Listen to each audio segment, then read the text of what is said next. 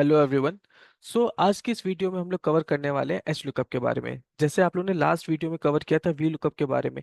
तो V lookup क्या करता है कि हमारे बड़े से डेटा सेट में अगर मुझे किसी डेटा को वर्टिकली अगर फाइंड आउट करना है तो वहां पे हमारी हेल्प करता है। सिमिलरली एच लुकअप क्या करता है, हॉरिजेंटली अगर किसी डेटा को फाइंड आउट करना है तो वहां पे हमारी हेल्प करता है। जैसे अभी अगर आप स्क्रीन पे देखो तो मेरे पास चार प्रोडक्ट्स है, प्रोडक्ट ए बी सी और डी।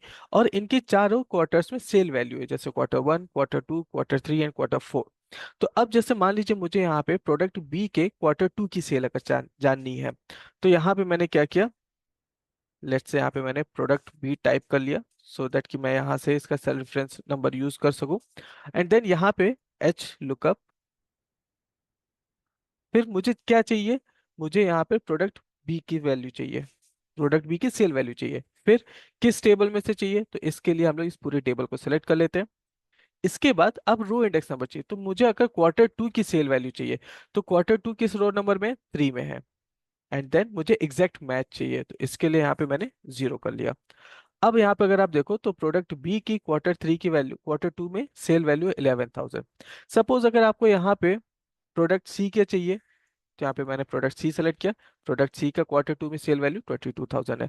अगर आपको प्रोडक्ट डी का चाहिए तो प्रोडक्ट डी का 21,000। अगर आपको प्रोडक्ट ए का चाहिए तो प्रोडक्ट ए का 15,000 है।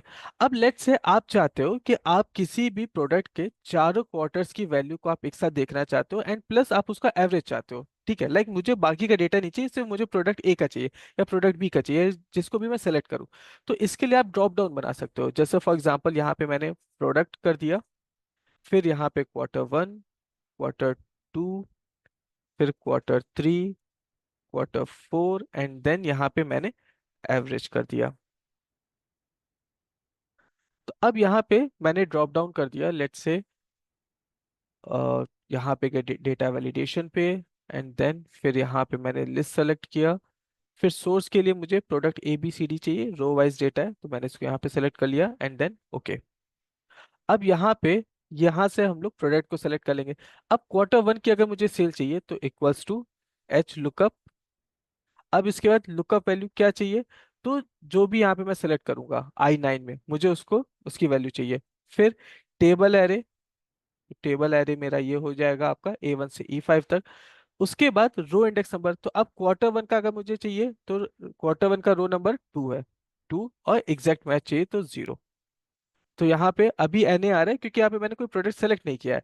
लेकिन जैसे ही यहाँ पे मैं प्रोडक्ट ए सेलेक्ट कर लूंगा, प्रोडक्ट ए का 12,000 आ रहा है।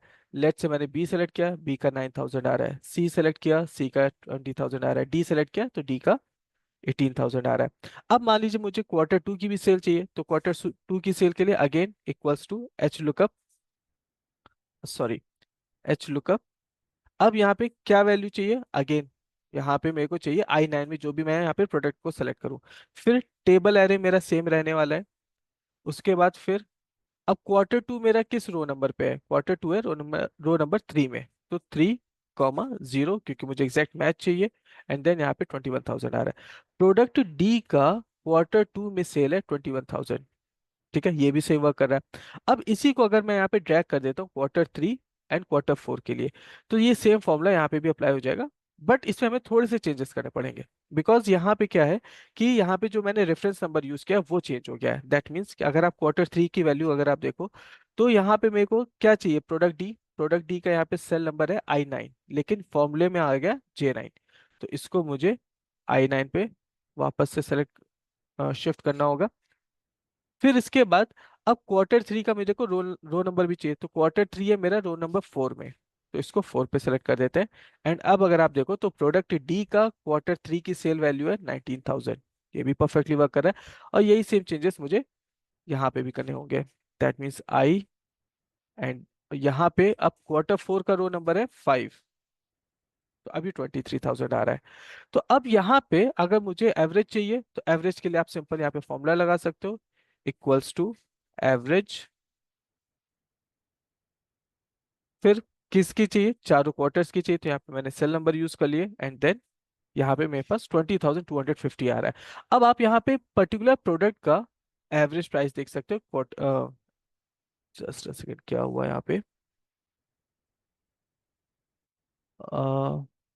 Q4 में प्रोडक्ट ए का सेल 17,000 है, यहाँ पे नहीं आ रहा है। I9C1 से G5।